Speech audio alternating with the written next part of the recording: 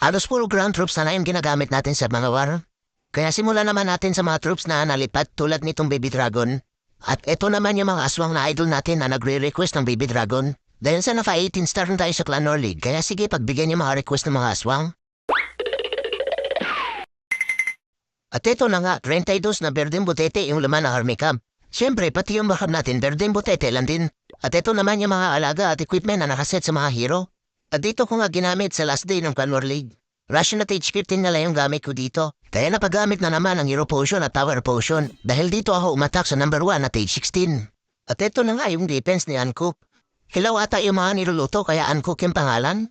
Alos max na ito sa H 16 dahil naka-supercharge na yung mga defense at collectors. At dito nga inunahan ko lamang isang berdeng butete bago ko nilapag yung karito na nangahagis ng tae. Baka kasi may nakatagong poste ng PLDC at ayun meron nga. Kaya dinagdagan ko pa ng isang berdeng butete para matanggal na yung poste ng PLDC. Tapos nilapagan ko rin ng berdeng butete yung mga ibang defense na nandito sa 3 o'clock. Kailangan kasi matanggal na agad yung mga ibang defense na nandyan sa may 3 o'clock. Dahil dyan ko nilapag mamaya si Tatang na nakabulalakaw. Dalawang imbispel na lang yung dala ko dito kaya kailangan mabawasan na agad yung mga defense na nandito sa may 3 o'clock. At ganon din ginawa ko dito sa may 9 o'clock. Nilapagan ko rin ang berdeng butete para mabugahan ng tayo yung mga ibang defense na nandyan.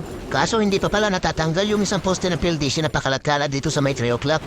Kaya ito, nilapagan ko rin ang berdeng butete para mabugahan ng tayo yung poste ng PLDC.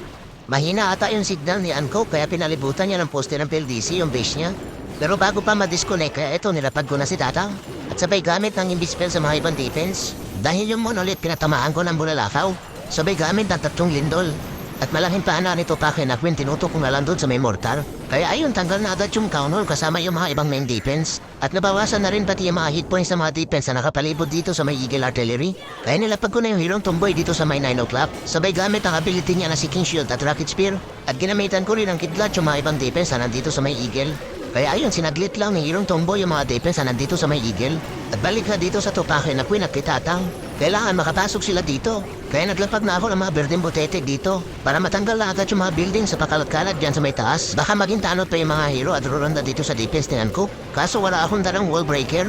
Kaya ito, ginamit ko na agad yung ability ng Abnay na BK para mabuksan na yung walls at makapasok sila sa loob. At dito nga, lumabas na yung bantay ni Anco na puro aswang din.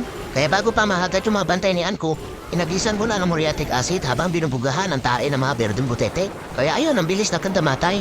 Habang yung garito na nangahagis ang tae dito sa may baba, inubos na rin yung mga defense na pakalat-kalat dito sa baba. Kaya dito, nilapag ko na lahat yung mga berdeng butete para mabugahan na agad ng tae yung mga ibang buildings na naiwan dito sa defense ni Anco. Kaya ang nangyari, na-restart ko ngayon T16 na defense ni Anco na puro berdeng butete lang yung laman ng army camp at reinforcement. At may humabol pa nga na mata. Umilag ka, baka matamaan ka rin ng tae. At ayun, naka-perfect star na tayo sa Clan Norleague na halos puro kalokohan na yung pinaggagawa. Kaya dito, na-promote na yung extension clan namin. At yung defense ni Anco, pwede niya ng paliguan dahil nahamoy tayo sa mga berdeng butete.